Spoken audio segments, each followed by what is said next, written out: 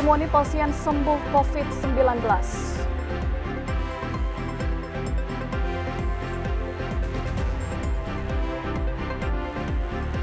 473 siswa dapat kuota gratis belajar daring.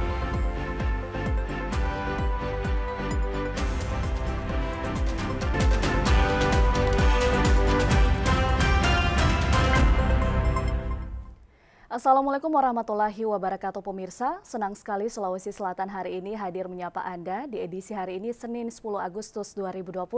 Bersama saya Sarah Saura dan sejumlah informasi menarik akan kami hadirkan dalam segmen berita utama kami selengkapnya.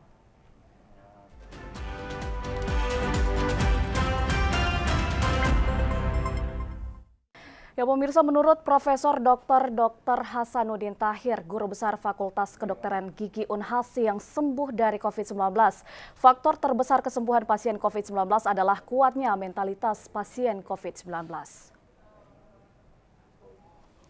Kepala Pusat Pendidikan dan Pelatihan Unhas yang juga Guru Besar Fakultas Kedokteran Gigi, Profesor Dr. Gigi Hasanuddin Tahir, dinyatakan positif COVID-19 setelah menjalani swab pada tanggal 7 Juli lalu. Ia menjalani isolasi mandiri dengan perawatan khusus. Selama proses penyembuhan, banyak pengalaman spiritual dan psikologis yang dialami. Dengan berbagai pengalaman itu, selain stimulan obat, Hasanuddin Tahir meyakini bahwa faktor penentu kesembuhan COVID-19 adalah faktor mentalitas. Dan saya mengalami COVID-19 pada taraf di mana antara mati dan hidup. Saturasi oksigen saya itu di batas antara 90. Kalau dia turun situ saya harus pakai oksigen dan pakai ini. Dan saya harap harus berhati-hati, dan yang paling utama adalah kalau Anda memang sudah terpapar, apalagi kalau terkapar, mental harus kuat dan harus diyakini bahwa ajal menjemput ada COVID atau tidak ada COVID. Jadi kalau ada kena COVID belum tentu dapat tiba ajalnya. Jadi harus kuat, harus dipegang itu. Jadi semangat hidup terus menerus harus dibangun.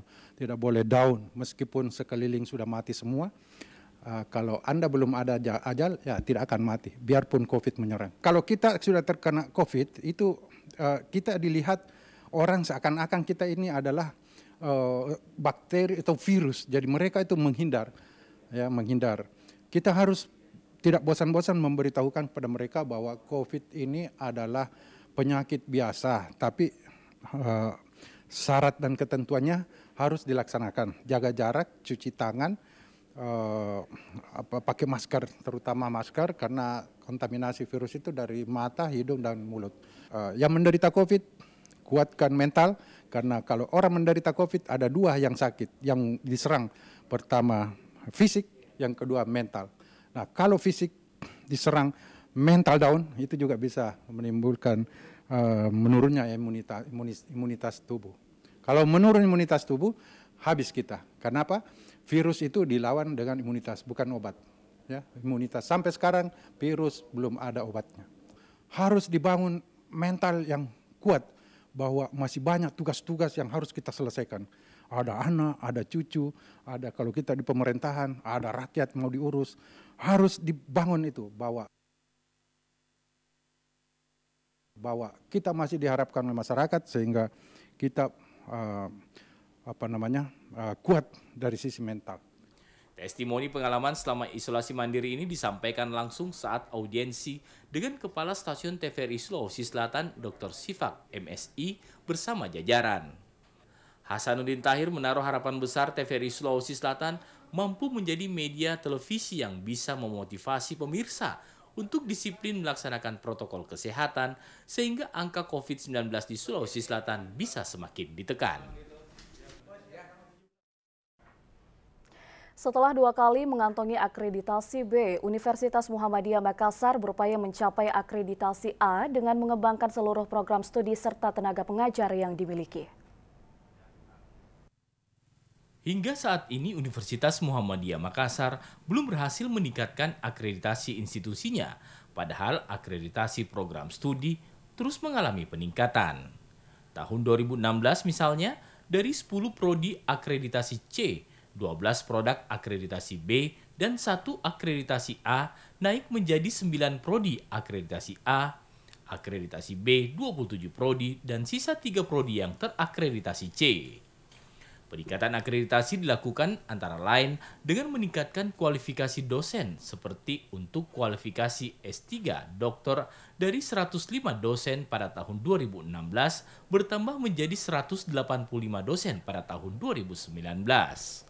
Sementara untuk kegiatan kerjasama tingkat nasional yang telah dilakukan tahun 2016, sebanyak 56 kerjasama bertambah menjadi 102 kerjasama tingkat nasional untuk tahun 2019.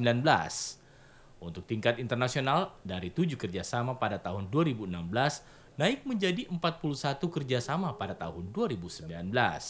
Untuk aspek penelitian, dari tahun 2016 hingga tahun 2019, telah dihasilkan 1.118 judul penelitian dan kegiatan pengabdian kepada masyarakat dari tahun 2016 hingga tahun 2019 hampir 600 kegiatan. Namun selama pandemi COVID, kegiatan perkuliahan menggunakan sistem daring. Imran Ivan Samad melaporkan. Pergantian pucuk pimpinan Komandan Kodim 1422 Maros dari pejabat lama Letkol Infantri Farid Yudo Dwi Leksono kepada pejabat baru Letkol Infantri Budi Rahman diharapkan membawa perubahan baru. Serah terima jabatan di tengah pandemi COVID-19 yang saat ini masih meningkat merupakan hal yang perlu diperhatikan, di mana pergantian pejabat di jajaran Korem 141 Todopuli menjadi prioritas dalam penanganan perkembangan pandemi COVID-19 tersebut. Hal inilah yang menjadi poin tersendiri bagi Letkol Infantri Budi Rahman, di mana sebagai pejabat baru Komandan Kodim 1422 Maros tetap melaksanakan koordinasi dengan aparat terkait dalam penanganan COVID-19. Di mana sebelumnya Letkol Infantri Farid Yudo Dwi Leksono yang telah banyak membantu pemerintah setempat dalam berbagai bentuk kegiatan yang dilaksanakan. Bila kita memahami kondisi sumber daya kita maupun kita memahami ancaman yang kita hadapi, pada prinsipnya pasti kita akan menemukan jalan keluar yang terbaik. Kami mohon kerjasamanya seluruh elemen masyarakat di Kabupaten Maros supaya kita sama-sama bisa berjalan sama-sama untuk membuat kondisi Kabupaten Maros lebih baik, tidak hanya dalam kerangka penyelesaian atau penanganan COVID-19, tapi pada seluruh permasalahan bangsa yang terjadi. Untuk itu, Dandim 1422 Maros Budi Rahman diharapkan akan tetap menjalankan tugas pokok tanggung jawab sesuai tupoksi yang sudah dijalankan pejabat lama. Dovri melaporkan. Komandan Korem 141 Todopuli Brigjen TNI Jashar Jamil memberi penekanan kepada 8 komandan Kodim untuk dapat mengantisipasi wilayah masing-masing dari berbagai bentuk bencana alam yang saat ini sangat ekstrim. Serah terima jabatan 8 komandan Kodim yang dilaksanakan di lapangan Korem 141 dipimpin langsung Komandan Korem 141 Todopuli Brigjen TNI Jashar Jamil. Hal ini merupakan bagian dari proses pembinaan organisasi sekaligus regenerasi dan kesinambungan kepemimpinan. Pejabat yang baru setelah menerima amanah dan serah terima ini, maka secara resmi mereka sudah memikul wewenang dan tanggung jawab di kodim masing-masing. Oleh karena itu yang paling utama dia harus segera mempelajari tugas, segera orientasi wilayah dan segera menyusun langkah-langkah untuk melaksanakan tugasnya dan mengantisipasi apabila ada bencana. Nah, tentu dia harus segera mempelajari tugas, membuat rencananya dan siap untuk melakukan tugasnya.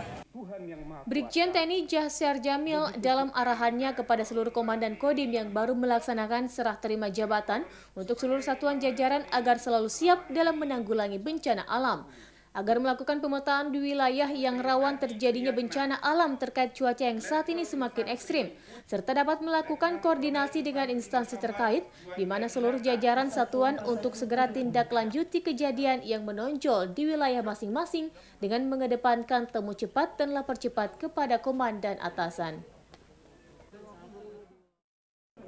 Kita beralih ke informasi lainnya pemirsa. Di tengah pandemi COVID-19, pengembangan amal usaha pendidikan ternyata tidaklah mudah.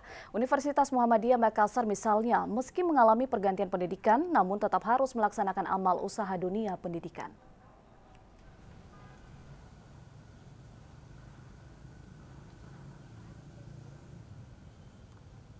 Jika selama ini di perguruan tinggi dikenal dengan Tridharma perguruan tinggi, maka lain halnya dengan perguruan tinggi dalam lingkup kemuhammadiyaan. Dalam lingkup kemuhammadiyaan dikenal catur dharma perguruan tinggi Tridharma ditambah satu dharma, yakni pembinaan keagamaan dan kemuhammadiyaan. Karena itu selama ini Unismu menyentuh sisi pengembangan usaha untuk menjaga agar prinsip kualitas dan kuantitas juga disertai amal, yakni tidak terlalu menggantungkan aspek pembiayaan dari mahasiswa. Selama ini Unismu Makassar selain melakukan pengadaan fasilitas laboratorium, perpustakaan, dan sarana pembelajaran juga membangun masjid, pembelian pabrik jagung, pembangunan rusunawa dan gedung serbaguna di Bolangi, serta pembangunan industri ayam kampung serta peternakan sapi. Pada pelantikan Profesor Dr. Ambo Aceh secara virtual sebagai Rektor Universitas Muhammadiyah Makassar periode 2020-2024, Ketua PP Muhammadiyah Profesor Dr. Kiai Haji Haidar Nasir MSI mengakui Unismu Makassar selama ini telah menunjukkan perkembangan yang menggembirakan. Sementara Profesor Dr. Ambo Aceh menyatakan akan melanjutkan program yang dinilai bermanfaat dan berjalan baik selama ini, bahkan akan melakukan pembenahan jika dirasakan ada yang perlu dibenahi. Kita lihat nanti kepentingan dan prioritas kebutuhannya. Bagaimana kita mengevaluasi yang bisa dievaluasi, kita kembangkan ya bisa dikembangkan. Saya kira gambarannya itu jelas pada dia punya blueprint sendiri. Kebijakan tinggal langkah-langkah bagaimana mewujudkan itu. Semua komponen yang ada dalam kampus ini bersinergi, bersama-sama memelihara kebersamaan untuk melakukan aktivitas baik dalam pendidikan maupun dalam kegiatan-kegiatan lainnya. Profesor Dr. H. Ambo Aceh MAG dilantik secara virtual oleh Sekretaris Pimpinan Pusat Muhammadiyah Agung Danarto MAG secara virtual dari Yogyakarta. Sementara Profesor Dr. H. Ambo Aceh MAG di kampus Unismu Makassar dihadiri Wakil Gubernur Sulawesi Selatan Andi Sudirman Sulaiman serta sivitas akademika dengan tetap mengikuti protokol kesehatan.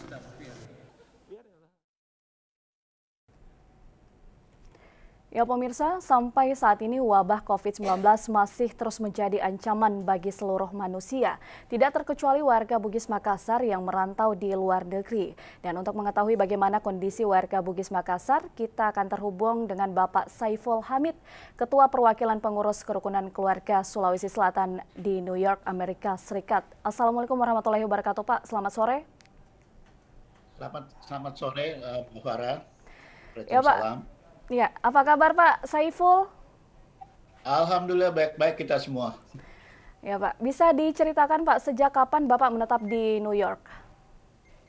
Wah, udah lama sekali Mbak Farah. Jadi tepatnya saya datang tanggal 18 Agustus 1979. Jadi sudah 40 tahun lebih. Iya, sudah cukup lama Pak. Iya. Ya Pak, kalau mungkin di Sulsel Bapak kelahiran di mana dan pernah bersekolah di mana saja Pak? Saya sebetulnya lahirnya di Bandung, Bapak asli Luwu Utara. Kalau itu Ibu tahu itu kabupaten yang paling atas ya di Sulsel, itu desanya namanya Bodemode, ibu kotanya Masamba. Nah itu Bapak, Ibu dari Jawa Timur. Saya sendiri kebetulan tahun 55 Bapak hijrah dari Makassar ke Bandung, persis konferensi Asia Afrika saya kira 1955. Saya dilahirkan tahun 1957. Saya SD di Bandung. Tahun 1999 Bapak kembali lagi ke Makassar karena ada proyek pengairan kalau tidak salah itu Kalaena di Luwu. Dan tahun 1969 saya sempat SMP di SMP Frater Tamrin di Makassar. Juga 1 tahun di SMA 1 dan saya kembali lagi, saya kembali ke Bandung selama 2 tahun. Dan saya sempat kuliah di UKI Maranatha Bandung sampai tingkat 2. Sesudah itu saya melanjutkan yaitu tanggal 18 Agustus 1979 saya sekolah di Politeknik Brooklyn, New York University. Dan sesudah itu tahun 84 saya lulus dan saya karena keenakan ya kebetulan saya dikasih kerja setahun. Iya, Pak. Dan sejak itu ya saya sudah mulai bekerja. Background saya civil engineering, teknik sipil. Ya itulah perjalanan saya sekilas. Iya, Pak. Lalu apa yang paling Bapak kenang di kampung halaman kuliner misalnya? Yang paling saya rindu tuh kekeluargaan, Mbak Sarah. Karena memang itu ikatan batin itu tidak pernah lepas. Tentu saja kuliner juga seperti contohnya, Palu semua basah, pokoknya. Pak ya. Tapi palu basah semua pasti. Tapi alhamdulillah tiap tahun biasanya saya Agustus pulang tiap tahun dari dulu. Kebetulan sekarang ada COVID-19 ya saya nggak bisa, saya harus nunggu. Ya itu sekilas yang. Iya, Pak. Lalu bagaimana situasi saat ini di kota New York? Apakah ada peraturan khusus di saat pandemi sekarang ini, Pak? Oh ya tentu. Dulu kalau Mbak Sarah ingat tahun bulan April kalau tidak salah ya, itu New York merupakan epicentris. Jadi yang paling banyak korbannya itu di New York. Tapi sekarang saya kira state negara bagian yang paling bersih. Nomor satu sudah tidak ada lah korban. Masih ada sedikit dan peraturan ini sangat ketat. Saya bisa bilang 99 penduduk kota New York mengikuti protokol apa yang dikeluarkan pemerintah setempat. Baru-baru ini tanggal 5 Agustus saya juga sudah kirimkan bahwa sejak 5 Agustus di tiga negara bagian, Connecticut, New Jersey dengan New York bersatu, mereka mendirikan checkpoint. Jadi tiap orang yang masuk dicek, harus karantina di rumah ya, karantina sendiri selama 2 minggu atau didenda $10.000. Ya itu yang baru-baru himbauan dari pemerintah setempat bekerja sama dengan Konsulat Jenderal Republik Indonesia. Oke, Pak. Baik, apakah ada himbauan dari Konsulat Jenderal Republik Indonesia, Pak, di New York soal rapid test bagi warga negara Indonesia? Lalu bagaimana KKSS menyikapinya? Oh ya tentu, itu saya kira bukan karena saya New Yorker ya, karena memang kita harus mengikuti apa yang diperintahkan pemerintah setempat. Dan kita mendukung sekali dan semua pemerintah New York City, bukan saya bilang mengharuskan, dihimbau supaya mendapatkan rapid test, dan KKSS New York mendukung sekali program itu. Iya, Pak. Baik, lalu berapa perkiraan warga Sulsel di New York saat ini? Apa saja kegiatannya, Pak? Saya kira kalau dilihat dari dihitung nama jari paling kecil, tapi kebetulan warganya mempunyai posisi penting di sini. Jadi Bapak Ibu bisa lihat sendiri seperti salah satu Pak Samsi Ali ya, Ustadz Samsi Ali, itu juga dari kita, dari itu. Saya juga kebetulan Ketua KKSS dan Ketua Indonesian House of New York, salah satu organisasi lintas agama dan lintas semuanya. Saya kira itu yang saya bisa utarakan. Juga kegiatan KKSS biasanya sih arisan ya, arisan dan juga membantu program apa yang bekerja sama dengan KJRI. Kita selalu bantu programnya. Saya kira itu ya, Mbak. Oke, Pak. Bagaimana kondisi warga Sulsel di New York saat ini? Apakah ada yang terdampak COVID-19, Pak? So far sih sampai sekarang belum ada, Mbak Farah. Cuman kalau seluruh daerah New York, WNI itu yang meninggal sekitar kalau tidak salah 11 orang ya di daerah New York, dan yang di rumah sakit sekitar 6 orang, karantina di rumah sekitar 14 orang, yang sembuh sekitar 7 orang. Itu WNI ya. Tapi kalau warga Sulsel alhamdulillah belum ada, Mbak Farah. Baik, Pak. Dan sebelum mungkin mengakhiri perbincangan sore kita hari ini, mungkin ada pesan dan himbauan untuk family dan warga Sulsel saat ini yang sedang menyaksikan Sulawesi Selatan hari ini, Pak? Ya, terima kasih sekali lagi atas waktu yang diberikan kepada saya. Saya kira saya menghimbau bahwa seluruh warga Sulawesi atau semua pemirsa TVRI Sulsel dan seluruh rakyat Indonesia, kita ikutilah protokol yang diberikan oleh pemerintah. Kami juga mengikuti pemerintah setempat protokol, tapi yang paling saya tekankan bahwa kami tidak pernah lepas hubungan batin walaupun jarak jauh, tapi sekarang kan teknologi sudah canggih.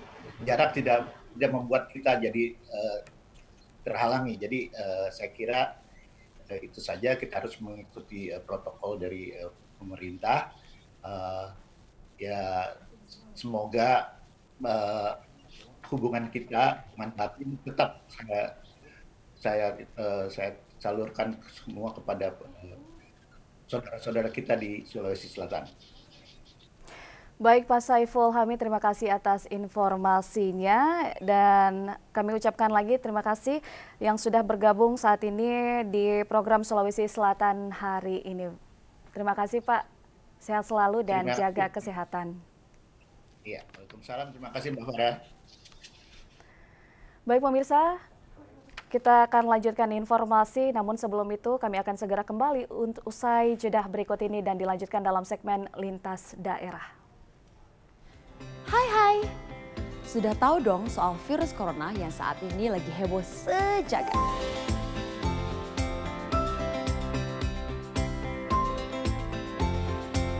Virus corona atau yang dikenal juga dengan novel coronavirus adalah virus baru penyebab penyakit saluran pernafasan. Virus ini masih satu keluarga dengan virus penyebab SARS dan juga MERS. Yang sangat disayangkan sampai saat ini belum tersedia vaksinnya. Jadi kita perlu waspadai gejala klinisnya. Gejala klinis virus corona diantaranya adalah demam, batuk, gangguan pernafasan, sakit tenggorokan, letih dan juga lesu.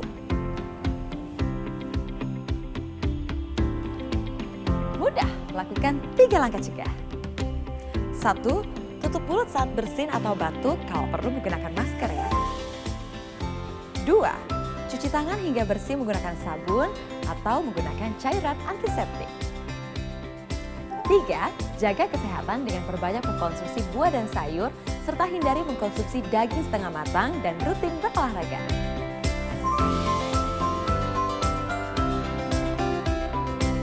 Benar.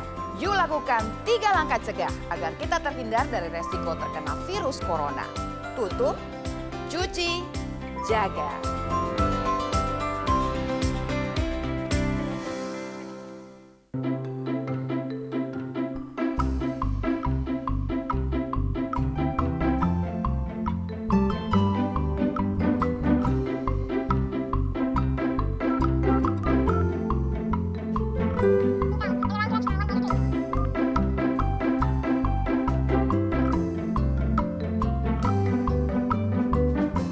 Dipersembahkan oleh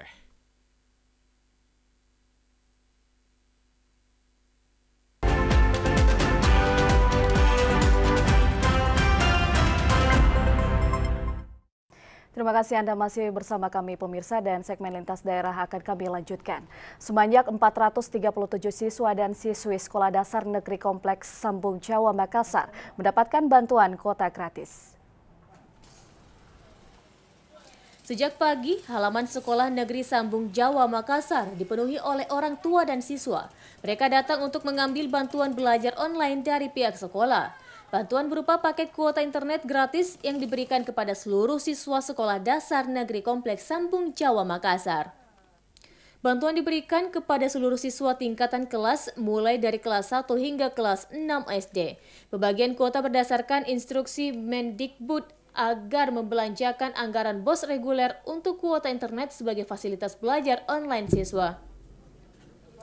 Pihak SDN Kompleks Sambung Jawa lalu bekerja sama dengan salah satu provider jaringan internet untuk memberikan bantuan paket kuota internet gratis dengan kuota data sebesar 6 GB yang berlaku untuk 1 bulan. Pembagian kuota juga dilakukan dengan menggunakan protokol kesehatan. Para siswa dan orang tua diminta masuk ke halaman sekolah secara bergilir dan menggunakan masker untuk mencegah penularan COVID-19 saat pembagian kartu kuota. Sangat membantu karena dengan dibantunya kuota data ini kita bisa lancar dalam melaksanakan tugasnya anak-anak 6 GB karena hanya untuk pembelajaran bukan untuk yang lainnya. Sudah 6 bulan ini kondisi seperti ini, jadi salah satu kepedulian kita ke orang tua kami anggarkanlah di RKS kami untuk subsidi kuota untuk siswa-siswa SD Kompleks Ambung Jawa. Memang mungkin tidak cukup, tapi paling tidak ini bisa meringankan beban orang tua. Setelah kami mengadakan Menurut Kepala SDN Kompleks Ambung Jawa, Fahmawati, dana untuk membeli kuota siswa ini berasal dari anggaran dana BOS reguler dengan total anggaran sebanyak 12 juta rupiah untuk pembelian kuota internet bagi 437 siswa mulai dari kelas 1 hingga kelas 6 SD. Mustamin Mustari melaporkan. Kita beralih ke informasi lainnya pemirsa, video seorang kakek berseragam SMA yang pergi menunaikan sholat Idul Adha menjadi viral belakangan ini dan menuai simpati warganet setelah perekam video mengunggah di media sosial. Berikut ulasannya. Andi Salsabila Sahla, seorang gadis remaja anak dari Andi Abbas Malarangang dan Nur Hudiah Nur, menjadi perhatian warganet terbukti dengan followers sudah mencapai 63.000 karena merekam video seorang kakek dengan berseragam SMA dari pemberian seseorang yang dianggapnya baju terbaik baginya untuk menunaikan salat Idul Adha di lapangan Palatai, Kecamatan Kahu, Kabupaten Bone. Beberapa waktu lalu, sang kakek yang diketahui bernama Saka adalah warga desa Aralai yang menurut perekam video awalnya melihat keunikan dengan pakaian seragam sekolah. Karena kakek tersebut unik daripada yang lain dengan menggunakan seragam SMA pergi sholat Id, sehingga menurut saya dia itu beda dari yang lain. Dan selanjutnya saya dokumentasikan dan saya upload di TikTok. Awalnya saya tidak tahu siapa yang memberikan baju tersebut, tapi setelah saya telusuri dan tanya-tanya, ternyata baju tersebut dikasihkan oleh orang lain dan menurut kakek katanya itu baju terbaik dia, jadi dia pakai pergi sholat Id. Setelah viralnya video yang direkam oleh Andi Caca yang saat ini sudah mencapai 8,6 juta penonton, beberapa dermawan termasuk Wakil Gubernur Sulsel memberikan bantuan. Sementara Andi Caca bersama orang tuanya datang kembali berkunjung ke rumah kakek Saka untuk berniat membenahi rumah panggung yang sudah tidak layak huni dari para donatur. Syafri Aziz, TVRI Sulsel melaporkan. Sejumlah jemaah dan donatur Masjid Sihatul Iman Kota Makassar menuntut transparansi dalam penggunaan dan pengelolaan keuangan masjid.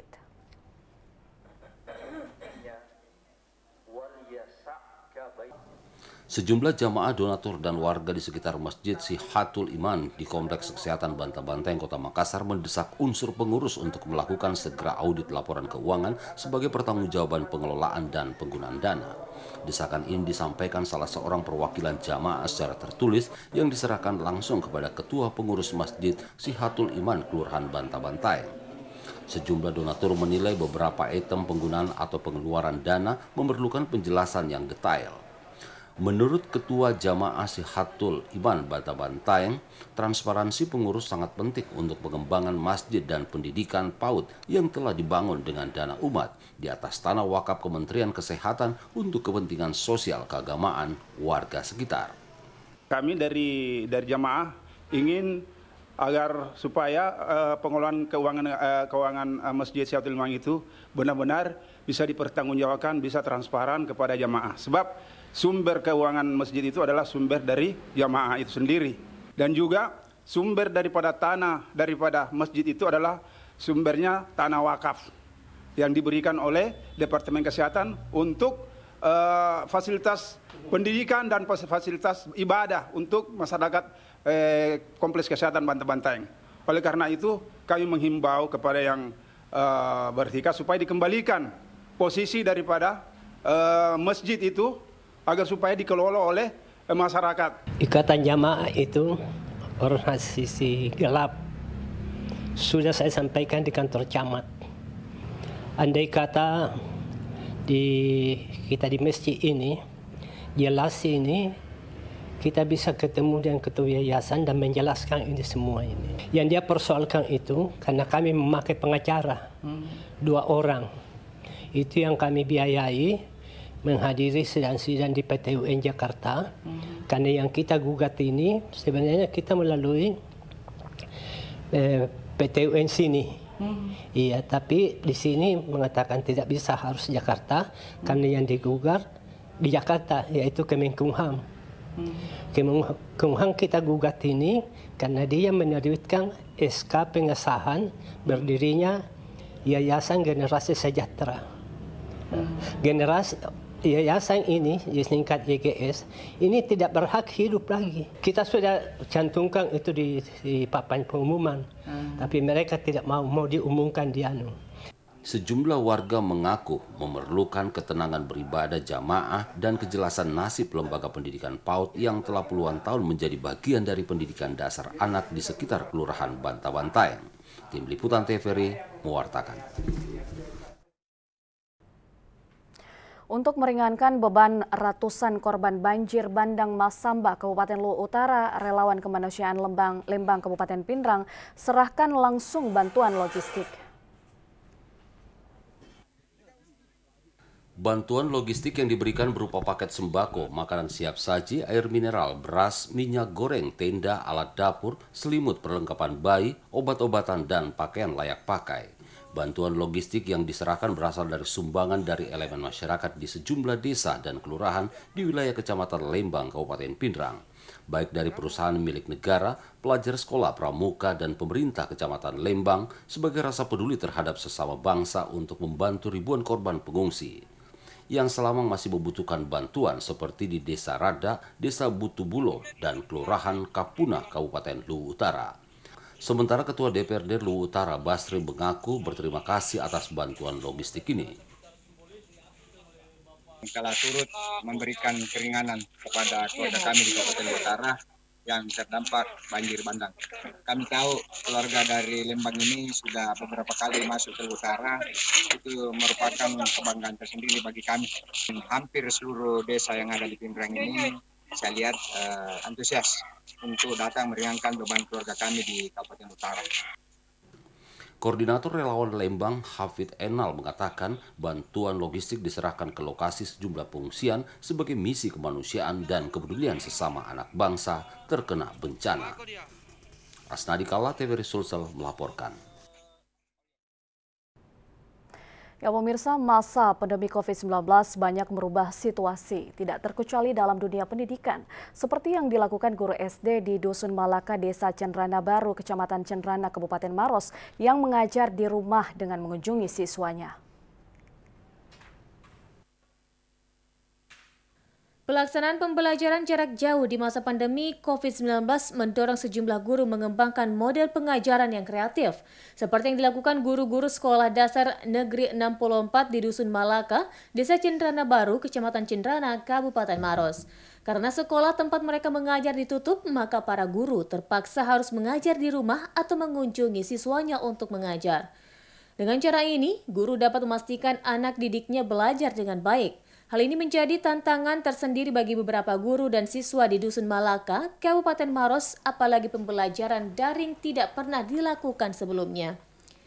Jaringan internet yang kurang stabil menjadi salah satu kendala. Meski demikian, guru tetap memiliki tanggung jawab mendidik dan mengajar siswanya. Datang di rumah, saya berikan penjelasan, kemudian saya berikan PR. Setelah diberikan PR, kembali ke rumahnya. Setelah 3 hari itu tugas saya berikan, kembali lagi ke rumah.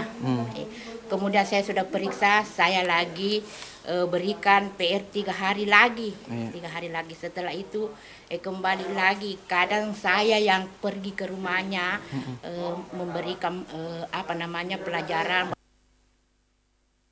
Merebaknya wabah COVID-19 ke Indonesia pada pertengahan Maret 2020 memberikan dampak besar dan perubahan pada segala aspek kehidupan. Salah satunya adalah merubah tatanan pendidikan mulai dari tingkatan sekolah dasar hingga perguruan tinggi. Dari Kabupaten Maros, Herman Kambunda, TVRI Sulsel melaporkan. Dari Kabupaten Pindrang pemirsa, TP PKK Kecamatan Lembang Kabupaten Pindrang memberikan bantuan bibit sayuran kepada warga dengan memanfaatkan pekarangan rumahnya di masa pandemi COVID-19.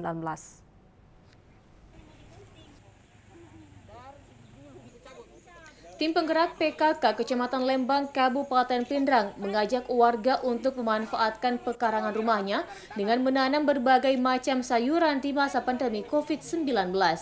Dengan memanfaatkan pekarangan sebagai tempat penyediaan sumber produksi pangan, diharapkan dapat memenuhi kebutuhan warga setempat, utamanya yang terdampak COVID-19. Karena itu, TP PKK Pindrang memberikan bantuan bibit tanaman sayur kepada kelompok wanita tani binaan pemerintah Kabupaten Pindrang melalui Dinas Ketahanan Pangan Pindrang. Ketua TP PKK Kabupaten Pindrang, Andi Sriwidiati Irwan mengatakan, dengan pemanfaatan pekarangan maka ketersediaan sumber pangan bergizi bagi warga dapat terpenuhi tanpa harus membeli dan bernilai ekonomis dengan menjualnya ke pasar terdekat. Keterlibatan TPPKK membudidayakan sayur mayur di Kecamatan Lembang, Kabupaten Pindrang menjadikan kecamatan ini sebagai percontohan dalam membudidayakan tanaman sayur mayur dengan memanfaatkan pekarangan rumahnya dan lahan kosong. Berharap Kecamatan Lembang ini bisa menjadi kecamatan percontohan untuk kecamatan-kecamatan lainnya. Karena sepanjang jalan saya keluar tadi kebetulan ada acara ketahanan pangan, penyerahan bibit dan panen dari kelompok tani wanita. Itulah harapan kami untuk Kecamatan Lembang bisa jadi kecamatan percontohan. Ditambahkan Ketua TP PKK Pindrang, bagi Ibu TP PKK yang sudah berhasil produksi sayur mayur, kebutuhan pasar agar mempertahankan kualitas sayur mayurnya. Asnadi Kala, TVRI Sulsel melaporkan. Kita beralih ke Kota Parepare, pemirsa. Dalam rangka menyambut Hari Ulang Tahun Kemerdekaan Republik Indonesia yang ke-75 tahun, dimanfaatkan oleh anggota Kepolisian Sektor Ujung Polres Parepare dengan membagikan bendera merah putih kepada warga yang tidak mampu membeli. Anggota Polisi Sektor Ujung Polres Parepare membagikan bendera merah putih secara gratis kepada warga yang tidak mampu membeli bendera karena dampak pandemi COVID-19. Aksi ini dilakukan dalam rangka menyambut Hari Ulang Tahun Kemerdekaan Republik Indonesia ke-75 tahun 2020. Selain itu juga bertujuan untuk meningkatkan rasa nasionalisme warga terhadap bangsa Indonesia dengan mendirikan bendera merah putih selama sebulan penuh di bulan Agustus ini. Anggota polisi memasangkan bendera merah putih pada warga yang menjadi sasaran untuk diberikan bendera merah putih secara gratis. Dengan menyasar beberapa lorong di wilayah Polsek Ujung, anggota polisi membagikan bendera sambil membantu warga untuk dipasangkan. Menurut Ibda Hamka, Kanit Binmas Polsek Ujung, Polres Parepare mengemukakan kegiatan tersebut merupakan bentuk kepedulian dalam rangka menyambut kemeriahan HUT Kemerdekaan RI ke-75 tahun 2020. Kami bersama dengan unit Binmas, Babin, Kanit 2 Binmas, mendatangi rumah-rumah warga, kemudian menghimbau.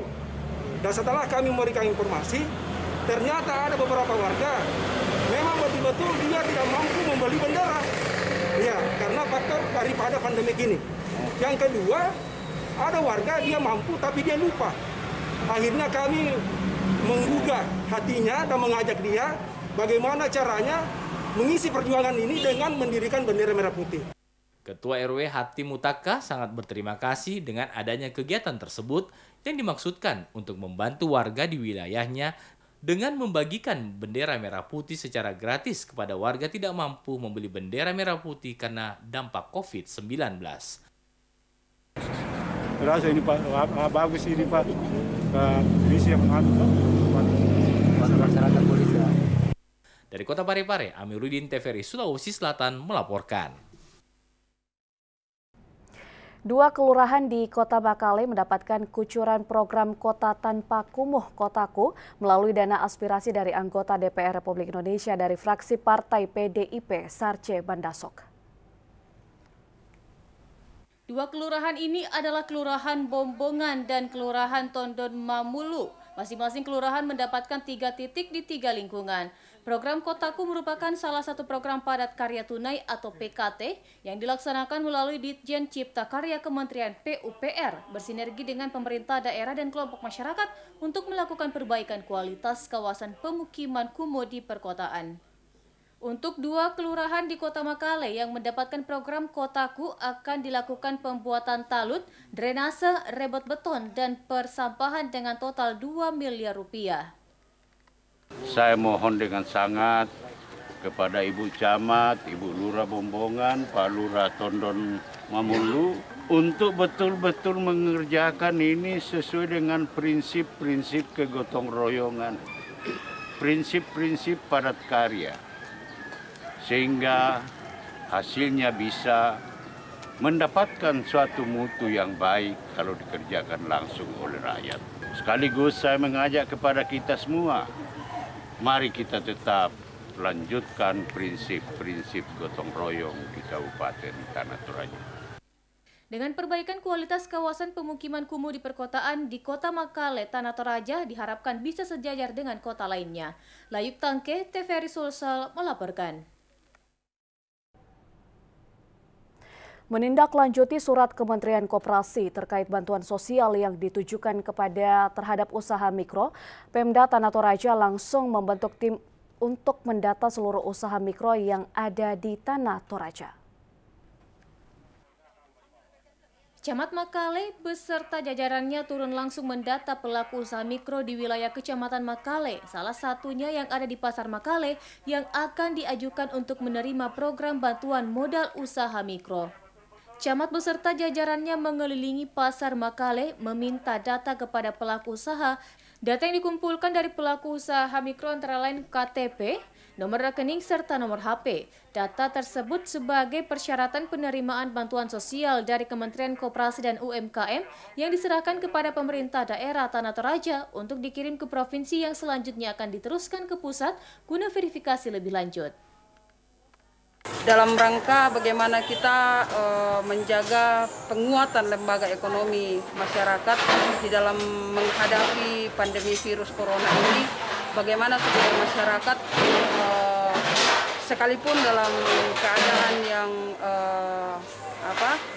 di masa virus ini mereka tetap memiliki pendapatan yang layak dan sekalipun keadaan mereka yang boleh dikata bahwa pendapatan sedikit menurun. Oleh karena itu pemerintah hadir untuk memberikan bantuan kepada mereka sehingga mereka boleh kembali bangkit dari hal-hal yang selama ini membuat mereka terpengaruh dengan hadirnya virus corona di Tanah Toraja. Bantuan tersebut dalam rangka menjaga kestabilan ekonomi masyarakat dan penguatan lembaga ekonomi masyarakat yang tidak stabil dikarenakan dampak pandemi COVID-19. Layuk Tangke, TVRI Sulsel melaporkan. Ya pemirsa, kami akan segera kembali usai jeda berikut ini dan dilanjutkan dalam segmen Rona-Rona. Tetaplah bersama kami.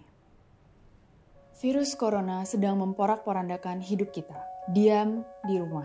Itu adalah cara paling baik untuk memutus rantai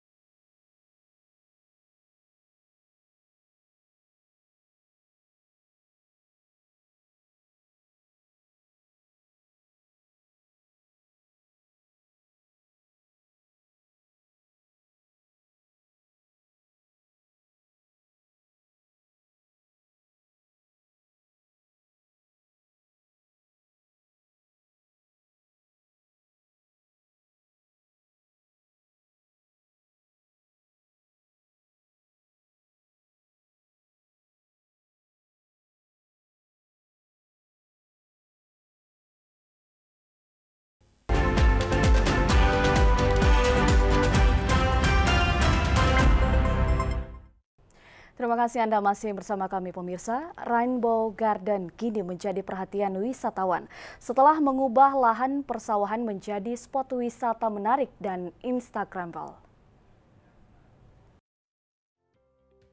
Berjarak kurang lebih 9 km dari kota Makassar, salah satu tempat wisata yang wajib untuk dikunjungi di Kabupaten Goa, yakni di Rainbow Garden. Terletak di Jalan Dato di Pagentungang, Kelurahan Tamarunang, Kecamatan Somba Opu. Rainbow Garden menyuguhkan keindahan kombinasi warna-warni bunga. Meskipun lokasi destinasi wisata ini berada di halaman belakang rumah warga, para wisatawan tetap bersemangat untuk berburu foto selfie di hamparan warna-warni bunga. Berbagai jenis bunga yang ditanam di Rainbow Garden ini antara lain jenis Celosia, bunga kancing, hingga matahari. Belum lagi hamparan sawah luas dan hijau kian padu membentuk keindahan Bak Pelangi bagi para pengunjung yang hendak berburu foto selfie maupun hanya menikmati suasana. Setiap pengunjung dikenakan tarif sebesar Rp10.000. Tidak hanya itu, terdapat gazebo dengan atap segitiga nan unik yang gratis digunakan oleh setiap pengunjung. Selain itu, pada masa new normal saat ini, pengelola juga tetap menerapkan protokol kesehatan seperti menggunakan masker dan mencuci tangan sebelum masuk lokasi wisata Rainbow Garden.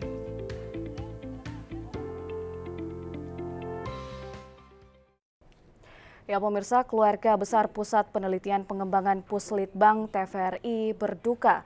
Putri Kepala Bidang Pengkajian Kelembagaan Puslitbang Rizal Ramis meninggal dunia karena tipes.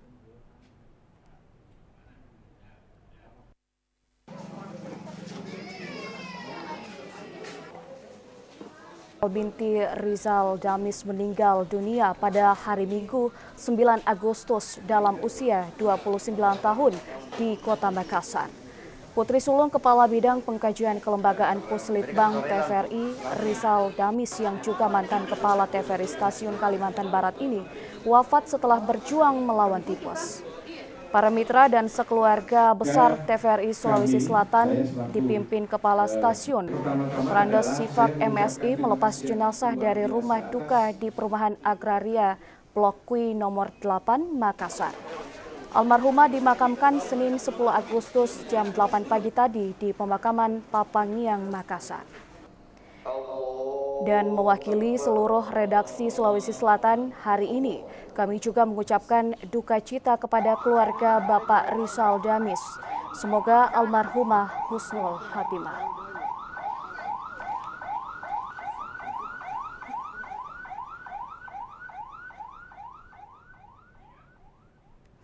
Baik pemirsa, informasi tadi sekaligus menutup jumpa kita untuk edisi Sulawesi Selatan hari ini. Saya Sarah Saura dan seluruh kru yang bertugas hari ini undur diri dari hadapan Anda. Terima kasih atas kebersamaan Anda. Sampai jumpa.